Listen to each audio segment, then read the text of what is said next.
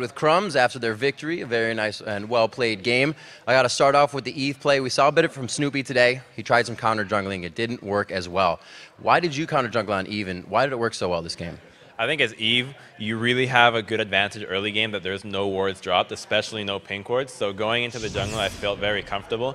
And we had an early ward into the Elise red buff. So just seeing that early ward allows me to map out a path in my mind as to what Elise is going to be going, like what camps is she going to do. So then we knew she was going for her red, and then I took the first red buff, which was really good, especially because we have Kha'Zix pushing in mid lane, can push off Cassidy and he can't defend us. So we got the red and then have an idea, okay, Elise is going to be looking around her jungle, and then I can first blood her there, kind of secure our early game. And I think Eve is just a very different champion than playing, let's say, like Lee Sin or Elise or Olaf. It changes how you play and how you think about the game completely, and you can't just pick it up like 3 days of practice and try to make it work. You have to have played the champion for a long time and understand stealth champions.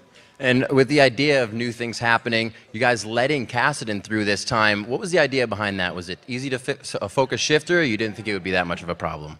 All right, well, we're playing on the new patch, which means that Cassidy did receive nerfs. So he's got even lower base numbers now, which means that if he has such low base numbers, he needs a really high amount of AP to be as impactful as before.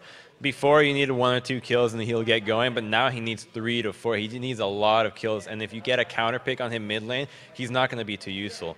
Taking Cassidy is something we didn't want to do because it hinders your early game. He just sits there and has to be useless until level 6. So we wanted it with something else, and with good lockdown from Annie and enough burst damage from Kha'Zix, Jace, and Lucian, we were able to deal with him pretty effectively.